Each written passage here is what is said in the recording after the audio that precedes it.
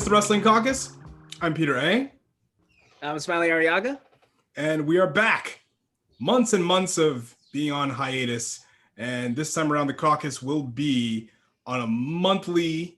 Yes, it will be monthly. I'm trying to think because, there'll be times where we would want to talk about something else, within a month. But I think that's the best way going forward to do one show a month about a certain topic, a certain thing that's on our mind in relation to pro wrestling. Because as we said when we started the show, it's not going to be a recap show, so to speak, unless something like a big show happened or something that was like game changing. Then we'll kind of recap that. But I think it's better to go about it this way. So the caucus will be monthly with some surprises thrown in there if we feel so inclined to do so. Anyway, today, yeah.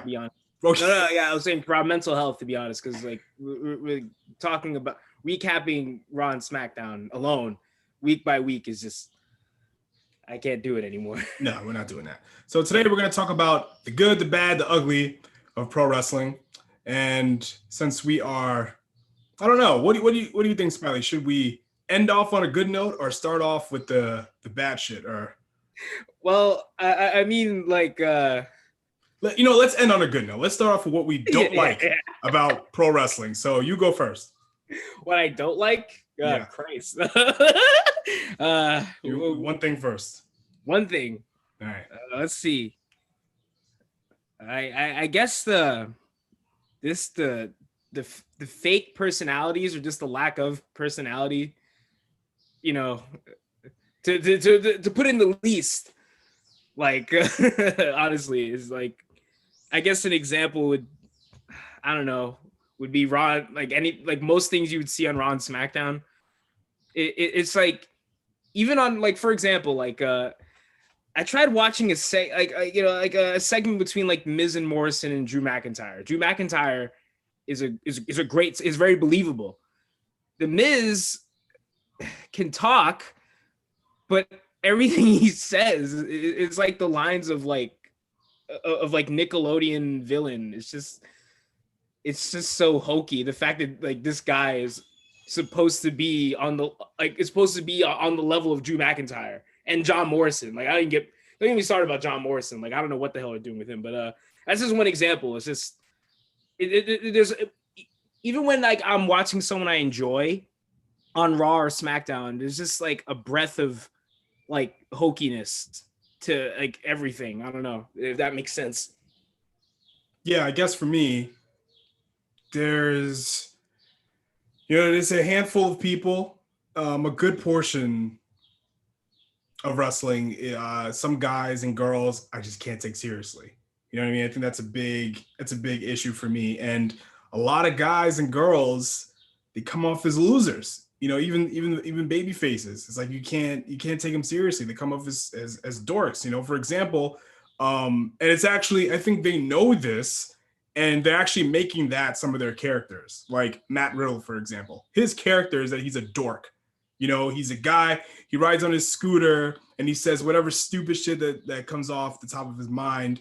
And he's standing next to, it just so happens to be another baby face, and they're looking at him like this guy's a dork, and they just walk away. So they have actual characters now that we're not supposed to take seriously. But then when they go to the ring, we're supposed to take, because Matt Riddle is a great pro wrestler. He's a legitimate MMA fighter too, and he's good at wrestling too. But we, the viewer watching the show, we're not supposed to take him seriously. So why should I watch you? You know what I'm saying? That's just one example. But there's also, Apollo Crews. I like Apollo Crews. He's a great worker. But I think since he debuted on the main roster, he's lacking on the personality side, right? So watch him now. He's trying something. He's trying to, have a personality, but it's too much. You know what I mean? You really think that's his idea, though? Yeah, he comes out, speaks in a Nigerian accent and with a spear. It's too over the top. Is that his? You really think that's his idea? I know. I'm just saying. I don't know. But what I'm saying is, as a viewer watching, it's like I can't take that seriously because he's never talked, or to my knowledge, I don't know if you've seen it either on NXT or when he came back, when he came to Raw and SmackDown. Did he ever refer to his Nigerian heritage at all? No, I don't know. I he was haven't never seen a it. talker either. Okay, yeah, and then there's no like it's too much. You know what I mean? Not everybody needs to have a gimmick. You know, like Steve Austin, a lot of wrestlers say this. They're like, their personalities on screen are just them turned up to 11. That's it. This Yeah, is and like, some people just don't have it. yeah, and I just can't take it seriously. Like, how am I supposed to take you seriously walking down to the ring in 2021 with a fucking spear, dude? And it's not just him. And then there's The Fiend and Alexa Bliss. We could do a whole show on this too. The magic, the black goo, it's too much. Like, it's not like I don't look at WWE as like a regular wrestling company. Like, I look at it as its own thing that just happens to have wrestling in it. So even as just a television show, I just can't take it seriously. I really can't. I can't take that seriously at all. Yeah, but and like the thing is, like, how can with the Fiend and Alexa Bliss alone, like, how can anyone watch that and be like, yeah, this is fine. Like, this is fine. There's nothing wrong with this at all. There's nothing wrong with a grown woman dressing up like an 11-year-old. There's nothing wrong with there's nothing wrong with it at all. Like black goo all over her face, like coming out of bringing the Fiend out, a pro wrestler. She brought a pro wrestler out in a Jack in the Box, This is a serious wrestling show. Like that's what. Is that what they're trying to tell us? I don't know. Maybe I expect too much. It's just I just look at it as a TV show featuring pro wrestlers, but I don't expect pro wrestling logic. But I just can't watch it as a TV show. I can't take it seriously, like, at all. That kind of stuff. It's too much for me. Randy Orton. Randy Orton legitimately had 2020 was probably Randy Orton's best year I've ever seen. Like that Edge program was extraordinary. Then this year he's doing the complete opposite, the most ridiculous angle like I've seen in a long time. It's too much. Like the Sting and Abyss program in TNA where he's in, they have the coffin rising and the crowd is chanting Fire Russo. Even that wasn't nearly as ridiculous as this stuff. Like, really, for real. All right, well, what else you got? What else don't you like about pro wrestling? Well, God, I can write a whole book. I'm sorry, like, I understand this has been around for years, but I'm very sick of celebrity stuff in wrestling. I'm sick of it. Like, I will get the pot. Like, look, Shaq was okay. Like, well, him wrestling was all right. Like the build up to that whole thing with Shaq and, well, to be specific, Shaq and Cody Rhodes. The build up to that was horrible. It was just not. It was stupid. It was just nonsensical. But he was fine, I guess. But and Bad Bunny, he worked hard. But despite, I can't take, like, I just imagine being a wrestler and like with talent and like someone who should be on TV, but they're in the back while Bad Bunny is wrestling a match at WrestleMania. Like Cesaro, like how many years has Cesaro been in the company? Well over a decade. Yeah, and this was the first time that they actually showcased or promoted a match of his. But Bad Bunny walks in and and it's not Bad Bunny's fault, but like they value a rapper more than a wrestler who's and not just any wrestler, a guy who's well liked and a guy who as we can see is still loved by the crowd. But he's second fiddle to Bad Bunny. And I know Bad Bunny's a star, but he's a rapper. Like, you have wrestlers in your company that people like, and you wonder why you don't have any stars. Because maybe if we stop putting stock in celebrities, maybe they'd have more time to make a star if they want to do that. I don't think they want to do that. Not that they need to, I guess. Well, 1998, right? Mike Tyson, Steve Austin, right? The reason why that worked is because wrestling was gaining momentum in the mainstream eye. Tyson was a superstar. Steve Austin was becoming a superstar. And when he got to wrestling and Steve Austin, got in his face, it brought more eyes to the show. You know, it was all over the news and everything, and it brought WWF in, even more so into the mainstream. However, these days when they put celebrities there, because they've done, remember the guest host era? Every week they had a new person, but no one really remembers all that because I hate it didn't like nowadays when they bring in a celebrity, it's not necessarily going to bring in those people because we've seen it. Like Raw's rate ever since Bad Bunny appeared, Raw's ratings have been like flat. You know, they didn't get more or less viewers from Bad Bunny. You know, so in that case, I'm not. I don't show. I don't understand why. And in this particular case, they would do that. I mean, I understand the mentality. Okay, we got to, you know, maybe we can bring Bad Bunny's fans in, and he's new, and we could bring younger viewers. But Raw's viewership is pretty much flat all across the board. So not sure where, you know, it doesn't work, but I'm not against. If you look at what's happening in combat sports now, it's pretty much any influencer with a certain amount of following, you know, whatever's going to sell pay-per-views is what people are going to promote and what people are going to buy and talk about. But at the end of the day, are you going to take the sport, whatever sport it is, seriously? You know, the more of that stuff you do, we're not going to take it seriously anymore.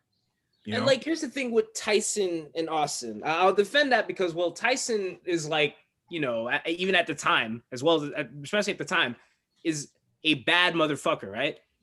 Guy, we can curse.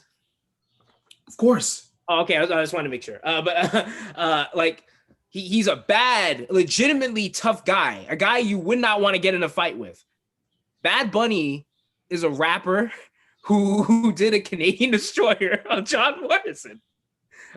Like, it just tells you anyone can do this stuff. With Tyson is like, even when Tyson so much as shoved Austin's like, okay, I would not want to be Austin. I would not want to be anyone getting shoved. I would not want to get shoved by Mike Tyson. That shit looks scary.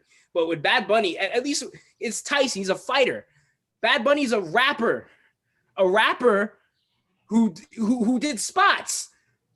Yeah. I don't know. Like, do I sound like an old man right now? Like, no. And here's another thing. Wrestling, combat sport. Boxing, combat sport.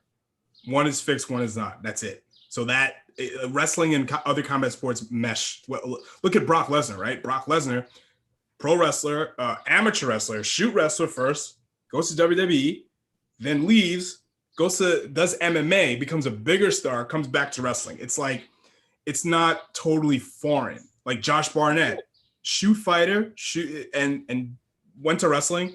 It's not totally foreign. But when you have other kinds like Maria Menounos, Snooki, I'm not for that. I'm not for that kind of thing. But sometimes celebrities in wrestling can work, but sometimes it's like you're not going to be able to take wrestling seriously if more stuff like that happens. Yeah, if reality show people and rappers can do wrestling moves, then there's no legitimacy to it at all. Exactly. I'm sure Bad Bunny can probably beat me up, maybe. I don't know, but it's just. All things considered, he did a good job, but I understand why some people can like you can criticize it because it's like at the end of the day, there's a lot of talent there, and will people take wrestling seriously down the line? Like, he just shouldn't have been there in the first place. Like, you know, if he's at a show, fine. If he does a live performance during a pay-per-view, fine. And gets thrown off the stage by someone who can beat him up, fine. Like, I don't like MGK at all, but at least all Kevin Owens did to him on Raw was powerbomb him, and that was it. They didn't go 50-50. Right, exactly. Match. Yeah, I agree. And let's say if Damian Priest was in a featured match at WrestleMania and Bad Bunny accompanied him to the ring, good. That's cool. Fine, yeah, that's fine. That. Whatever. Yeah, do give Damian Priest one of your songs because this song sounds dumb, and that's another thing that I hate. We can go into, but I hate. There are a lot of bad wrestling theme songs now. I would agree. A lot of people have really bad themes, but yeah, there's some good ones now. But I would agree. I will agree. Like Cody Rhodes, for example. Like, one of my favorite things about him, at least at first. He had a cool theme song. He had a nice entrance. Like, wow, you know, like, and some people can say it's over dramatized, like, whatever. you know, you can argue that, but at least like the theme song didn't sound like annoying to the ears. Now his theme song is bad. It's just, I don't know, like it's like the beginning of his theme, and then it goes into some forgettable Snoop Dogg song. And I love Snoop Dogg, but it's just like, yeah, it's a little out of whack. I can understand why. To me, it doesn't totally bother me, but okay, sure. You know, if it bothers you, then like, yeah, you're right. I think wrestling themes are just kind of just forgettable. You know, that was my thing with Impact. You know, I love Impact, you know, way back, but all the themes kind of ran together. There were a few that stuck out: AJ Styles theme, Abyss's theme, Kurt Angle's, a Christian to a degree because it sounded sort of like his WWE theme, but the rest is kind of just was just there. You know, when Mickey James came in, well, she had her own song, so that's to that hardcore country. That's yeah, at least that was memorable. Yeah. But like, Christian Cage's WWE theme when he was Captain Charisma, there's not a single theme right now that touches that one. That theme song Christian had was amazing. It was like, whoa, wow, it was like it's a good song. Jericho's song Judas, that's his own song, Fozzy, so sticks out. And then there's Santana Ortiz. Sticks out. I like Santana and Ortiz's theme. Yeah. You want to know why I like Santana Ortiz's theme more than I like Judas? Because they don't film wrestlers in the crowd singing Santana Ortiz's theme. I don't care how catchy Judas is. When they film wrestlers, both heels and faces, singing Jericho's theme song, it makes them look stupid. No, here's my thing with that. To me, yes, but my problem is when you hear them singing the song. You hear and see them singing the song. The fans. We'll have a guy. Go ahead. I'm sorry. No. We'll have Luther. Like there are multiple episodes where Luther will like jump someone, and then later in the show, he's singing along the Jericho song. Yeah, no good. When the fans do it, cool. That's what it's meant for. But I don't want to see the wrestlers doing it. Like if the wrestlers are mouthing in and then they cut, there's one little frame of like, you know, not Anna Jay, but like somebody's not used regularly on Dynamite. What Billy Gunn's kids, if they're just mouthing along to the words, fine. Move on. Don't focus on it, but move on. But you shouldn't have any wrestler sing another wrestler's theme song. Yeah, I agree. I would agree on that. And like Lance Archer, like he doesn't do this anymore. Maybe because we haven't seen him. No, he doesn't do it. He doesn't do it that much anymore. But like he would come out a big scary guy.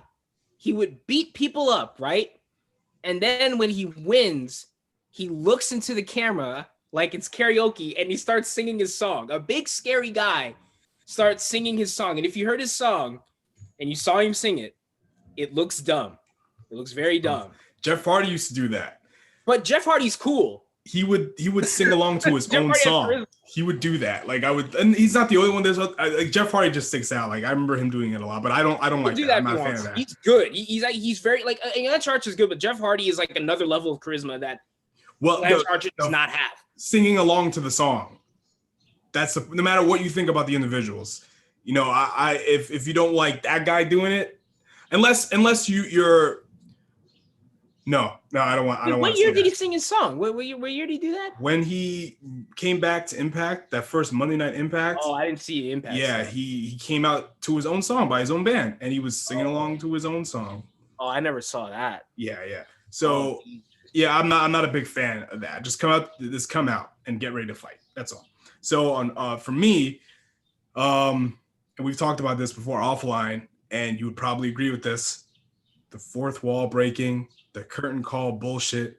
Think about this, right? Before using wrestling terms in your promos, saying promo in your promo. Don't like that either. But what's worse? The curtain call, the famous curtain call incident at the Garden with the Click. You know, Triple H got in trouble for that, right? Shawn Michaels didn't get for obvious reasons, you know, political reasons. So he was one of the top guys and everything like that. And you can't punish Hall and Nash. They're going to they're going down to Turner, going down to WCW. The same shit that Hunter got in trouble for, which they talk about a lot. They are literally doing that shit. Like at WrestleMania, I get it. It was the first big WWE show in front of a lot of people. That's all good and well. But then the open of the show, you have Vince and everybody on the ramp, even heels smiling like freaking dweebs. You got Rhea Ripley weeping. And if they did that shit off, like not with the cameras turned on, when the cameras are off, cool. That whatever. But like while the camera is running, you're on Peacock, you're on pay-per-view, in front of you're taking me out of the whole fucking show. You know, like Rhea Ripley's a crazy heel. I'm supposed to take her seriously, wrestling Asuka for a title. And I see Sasha Banks, who's the heel going into the Bianca Belair match. She's smiling like a dweeb. Like, I can't take that shit seriously. Stop with the curtain call shit. And, you know, on AEW, it's not as the thing with Nick Jackson when the Bucks were baby faces, he would look into the fucking camera and say, best comeback in the business. Why are you doing that? The average person on home has no idea what the fuck you're talking about. Why do that? You stop taking me out of it. Like when you're watching the Avengers, right? Because a lot of people in wrestling today like to compare their product to the Marvel Universe, but here's the difference. Scarlett Johansson is not looking at the camera and saying, my name is Scarlett Johansson and I'm an actor playing this comic book character for this movie. During the battle of New York. Fucking movie. It's not happening. Don't do that in wrestling. It's a show. You know, keep me invested in the show. Let me suspend my disbelief. Do not tell me this shit is phony. And also, remember that thing on NXT with Raquel Gonzalez, who's supposed to be a badass heel, right? She comes out, right? And then here comes Rhea Ripley. Here comes Bianca Belair. They're all looking at each other and they're all embracing. And there's a picture of them they show on the screen. Then they all hug. What? That's very deep. What? Look, you're that? right. If you catch flack for me saying this, I'm sorry. But Bianca Belair and Sasha Banks did a fine job. Mm-hmm. The match was fine. I didn't care because in the beginning of the match, mind you, two people who spent weeks smacking each other in the face, fighting and insulting each other as enemies. We're supposed to believe they're enemies. And what did they do before they main event WrestleMania for a title? They look at each other, they smile, and they cry. These are enemies. These are enemies. Did Goku and Vegeta like smile and cry and hug each other before they fight? I mean, that's a bad example because that's a freaking anime. But even in an anime, they try to make it more believable. This what we saw at WrestleMania, they didn't care. I don't know. They're just like, well, guys, it's all fake anyway. We're gonna do our spots, and because it took me out of the whole match. So what they were doing was fine. Bianca Belair, everything, the hair whip, that was my favorite. That was my favorite thing she did. But it just great. They took me out of the match by saying we're not really enemies, guys, because we, at the end of it, we're buddies. It doesn't matter. Like, you know what? And here's the thing. Like, okay, the wrestling audience now is the hardest of the hardcore. It's as hardcore as it's ever been. It's not mainstream really anymore. So a portion of this hardcore fan base, right? They don't give a shit about any of that shit. All they care about is the moves in the ring. Who has the better moves? Who does the moves, right? It's not about the story of the match, why they're fighting, and why should we care? Not about that. It's about the moves. A good wrestler is the one who has all the cool moves. So just do your cool moves and go home. I don't give a shit about why you're wrestling. Some people don't care. But if their goal is to grow an audience, to get more lucrative media rights deals, you have to have a why. It's got to be a why. There's got to be a reason for us to care. Now, psychologically speaking, in the match, it was damn good. There was a lot of good storytelling in that match. But with Bianca and Sasha? Yeah, I thought it was great. They played in the hair thing the whole match. Sasha's trying to use her hair against her the whole match. Towards the end, she's like, "Fuck that." Whoosh. Use it, to her advantage. Huge laceration on Sasha's abdomen. She's selling like death. Love that. But it's very rare when you see Sasha selling. It's very rare.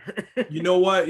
Some of her recent stuff I'm seeing is she's been doing a good job with that, But I'm just saying, regardless of what you think of her selling ability, the beginning of the match took me out of it, right? Like you said, I agree. Yeah. You see, I remember that mark that Sasha had. Like, that's what I'm saying. Like, I didn't care about the match because it just took me out of it. But Bianca whipping her was Bianca. Every time Bianca whips someone with her hair, it's great because she's great. But it's just like, you guys like when Undertaker and Shawn Michaels during Shawn Michaels' retirement match at WrestleMania 26, when they wrestled, all the emotions happened after the match, but before. When what are you talking about? Flair and Michaels? No. WrestleMania 26 with Michaels and Undertaker. Okay. Yeah, like all the emotion that Michaels had after he retired happened after the match was over. But before the match, they were dead serious. They were like, like it's streak versus career. It's very serious. Now, here, if they had smiled and hugged each other, if they Bianca and Sasha didn't hug, but if they had smiled and like cried and looked at each other before the match happened, be like, wait a minute, what the hell? I thought you guys were fighting. I thought you guys were about to. What the hell is this? Like, what's going on? Like, they didn't, because like, it mattered. The story mattered. Like, it wasn't just the moves that they were doing. It was like, the psychology mattered. I feel like it's just psychology comes second. Like, of all the notes that I have for even like for both companies, the wrestling is not the problem. Like, well, the moves are not the problem. Their choreography, what they do is fine. Since it's all about choreography now, like their choreography is fine. Everyone can do a Canadian Destroyer well. Everyone can flip well. Everyone can do their moves well. Whether they sell them is a whole nother thing. But like, it's just like the story. No one cares. Yeah, the story is either, and even in AEW, like, the stories, like, yeah, they make more sense than WWE's, but that's a low bar. Like even in AEW, like, so like when it's good, it's good. Like what we saw, the press conference between the Pinnacle and the Inner Circle last night was great. It was very believable. I believe they all wanted to kick each other's asses. But like a lot of like I said, when it's good, it's good. But like a lot of times, even in AEW, like some stories just go nowhere. And the things just happen, like matches just happen sometimes, and it's just like, you couldn't save this. Like I don't know, like it's like I say, like, yeah, it's better. It make no one's like pouring goo all over each other. No one's like no one's trying to recreate Blue's Clues on AEW, but it's just sometimes like AEW, like they tend to have their own brand of hokiness sometimes. They're like, well, here's the thing, right? So you're looking at AEW as a professional wrestling show because that's what it's presented as. This is a professional wrestling show. So you're going to look at it from a pro wrestling landscape, from a pro wrestling mindset. WWE is not trying to sell you professional wrestling. They're not. It's whatever they're trying to do. And it's not just me saying this. People in the company, Paul Heyman has said this too. It's a variety show that just so happens to have pro wrestlers. It's SNL. I look at it like a television show. That's it. That just so happens to have pro wrestlers. That's it. So now that's fine, but I can't watch it for 3 hours every week. Of course, who can? Nobody can. Like I got like literally every week. Like I think I said, I don't know if it says before. It's been months since I've watched a full episode of Raw. Like, because every week I try to give it 10 minutes, try to give it 15 minutes, but then something dumb will happen. I'm like, all right, okay, I'm going to bed. I can't do this. It was one Raw that was like, okay. I think it was right before WrestleMania that was actually okay. What happened? You got to tell me. But then it's just like, I don't even fucking remember because it was 3 hours long, and who cares? But I was falling asleep towards the end. But anyway, the good. What do you like about wrestling? Go. The good. Jeez Louise. What do I like? Well, I've been loving what we've been watching from Pro Wrestling Noah this year. Like Keiji Muto beating Go Shiizaki for the title. Keiji Muto is up there in age, but like 58. He's a great worker. Wait, was that, say it again? 58. Oh yeah. He does what works for him. Like, like he doesn't try to do too much crazy shit. I mean, they did drop each other on their heads a few times, but that's but like, mind you, I haven't seen a lot of I haven't seen like rarely any of Go Shiozaki before the pandemic, but like the match he had with Keiji Muto and with Nakajima, like I never seen this guy wrestle, but from watching him those 2 times, I'm like, okay, I know what this guy's about. I know the story of this match. They're fighting for a very prestigious title. Like, wow, like it's rare you see wrestling that like simple nowadays. Yeah, and there's a reason for that. Like why? Because for years I've been wondering what's Go Shiozaki doing? What's Go Shiozaki? He's always been in Noah, but the problem is Noah is a very small company, and they've been having some trouble over the past couple of years, and not a lot of people really talk about them. The only people that really talk about Pro Wrestling Noah like that I know is Dave Meltzer, Wrestling Observer. He's the only guy I know that like that has a decent wrestling platform and talks about Scourge of the wrestling community. Yeah, like that he's the only guy that talks about what's going on in Pro Wrestling Noah, really. Like Kenny Omega too is the same thing. Like I watched that PWG match he did with Daniel Bryan, and they had a silly comedy match. It was highly entertaining. The difference is, you know, PWG wasn't on TV. It was just for a TV audience. But anyway, I was wondering what happened to Kenny Omega. What's he doing? He was wrestling in DDT, and DDT is not a big Japanese company, but he was doing a whole lot of stuff over there for years. And then the Bullet Club thing happened, and then the rest is history. But I guess for me, what I like about wrestling, I do like the diversity. Because even like a decade ago, it was full of Caucasians. It still is full of Caucasian, but now... Oh, yeah, AEW's packed with a lot of Caucasians, too. Like, I mean, they have, like, you know... Yeah, but they got a whole lot, you know, wrestling in general, like, it's just... There's a lot more Black and Latino and Japanese wrestlers now that are focused upon, you know, Bianca Belair, SmackDown Women's Champion, Bobby Lashley, WWE Champion, Big E's on the come up, and then AEW, the first women's champion was Japanese, Riho, and now Hikaru Shida, and Nyla Rose, trans Black native woman, was champion for a while, like a featured player on the show. Impact, Rich Swann was the world champion. They have tons of great Black talent on the come up. Kiera Hogan, I'm a big fan of. And even in MLW, Leo Rush and Myron Reed is a featured match. And these aren't heavyweights. They're fighting for the middleweight title over there in MLW. And it's 2 Black guys, 2 young Black guys too. Myron Reed is like 24, I think. And Leo Rush is like 25, 26. And ROH, you know, Jay Lethal was a featured guy for years over there. He's one of their top guys. So I just love the diversity in wrestling right now. No, like the variety is great. Like, you know, a while ago, like, you know, even when WWE was horrible, like, you know, we felt like we had nothing else to watch, but there was always something else to watch. Now people are more aware that there are other things to watch. Like, yeah, there's you don't have to go too much out of your way to find other wrestling that's not Vince McMahon. You really don't. Like, if you want to watch like a Stardom show, you kind of have to like dig, or even Noah's on Fight, but you know, you really have to go out of your way to find out about, like, even Dragon Gate. Oh my, I don't even know again, like, there's not a lot of people that talk about you know, Dragon Gate too. I don't even know the last show they had. The last thing I heard from Dragon Gate was somebody got knocked out at a show, and that was news. Only when something horrible happens, that's when you hear about some other promotions, which is terrible. All right, what else do you like about wrestling now? What else do I like? Gee, I gotta think. I gotta like think about it. I like MJF a lot. Me too. MJF is very good. I mean, before the Pinnacle formed, he was kind of like, I don't know what they were really doing with him. He was kind of stuck in that weird storyline where like everyone thought he was going to turn the Inner Circle, but then Sammy left, and then I don't remember what happened. That was it. That's the angle.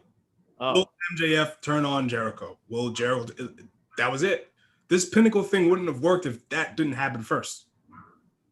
Yeah, no, but like I do love MJF. Like I see a lot of like potential in him. I think he's starting to show. I think since day one he was showing that, like you know, and I gotta think, like, because like in WWE, the people I said this before, like the people I enjoy watching are usually kind of made to look like morons. Like I do love.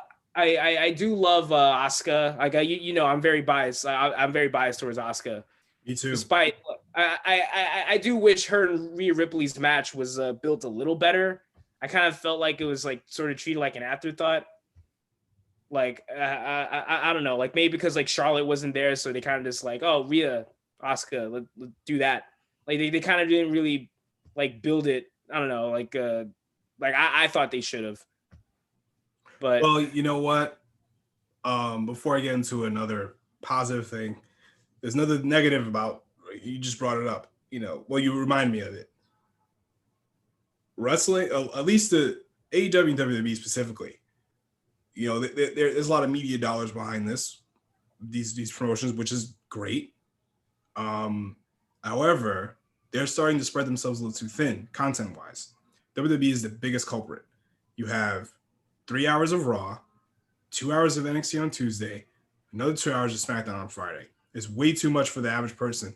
If you're trying to build new fans, where do they start? They have to watch 3 hours on Monday, another 2 hours on Tuesday, and another 2 hours on Friday. It's like people who already watch WWE, they pick and choose. But the average fan, like where should they start?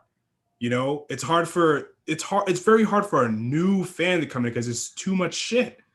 And then there's NXT UK, then there's 205 Live, Superstars main event. There's too much shit going on.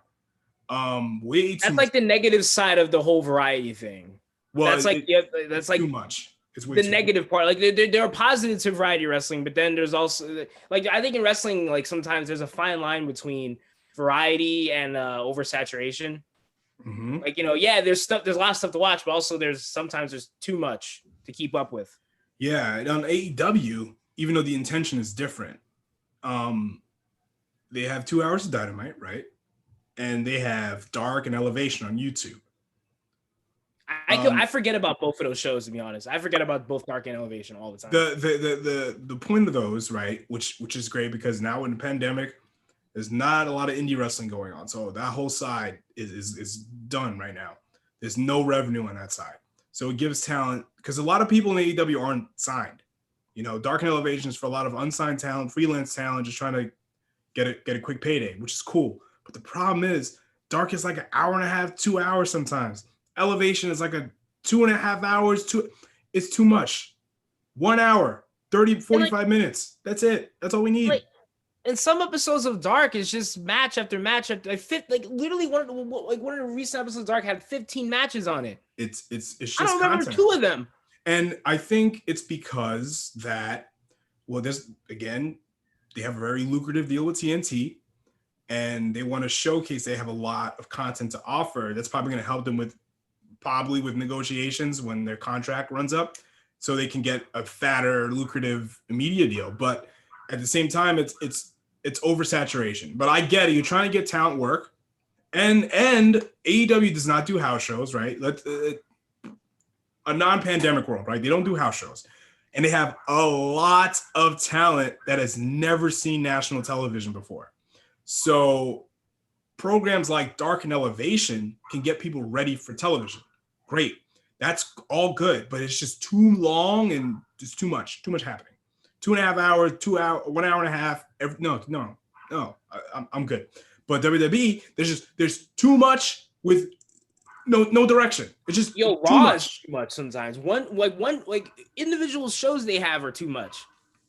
Yeah, it's just a lot. But anyway, that being said, I will say there is a lot of wrestling out there, which is great, because 2002, it was just WWE. It was Raw on Monday and SmackDown on Thursdays. That was it after WCW went away, and that was awful. So now you have Monday Raw, Tuesday NXT, Wednesday AEW, Thursday Impact, Friday SmackDown, and now Saturday MLW on Vice and NWA Power on YouTube and Fight. This is awesome. This is very good. Wait, I just remembered another positive I have. Even though a lot of the times when the wrestling shows, I get sick of them, the wrestling documentaries that have been coming out this year, and I'm not talking about the ones in the network, I'm talking about Dark Side of the Ring, the A&E documentaries are phenomenal, are absolutely amazing. If any, like watching Austin's documentary recently is like, you know, like because people are saying like, oh, Vince is out of touch now. If you watch Austin's documentary from A&E, he was out of touch in the 90s. Like they rattled off the names that they were about to name Austin, Stone Cold Steve Austin. One of them were Fang McFrost, Joey McFreeze. They almost killed Austin in the 90s.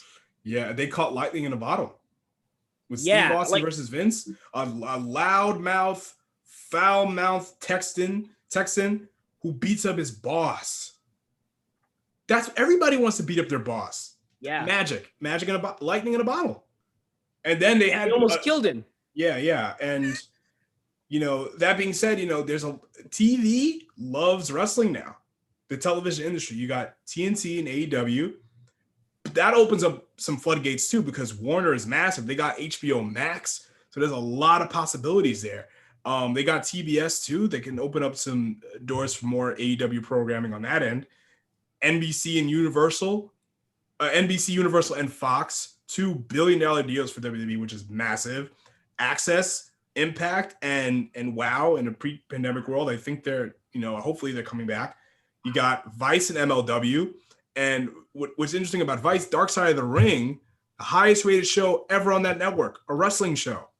Amazing. So I'm so glad that MLW is getting. I love Dark Side of the Ring. I love Dark. Who doesn't? It's fucking awesome. There are weeks where like I couldn't watch any WWE show. Like I couldn't watch any like NXT, Raw, and SmackDown. But like Raw, like Dark Side of the Ring has been one of my favorite wrestling shows during the pandemic.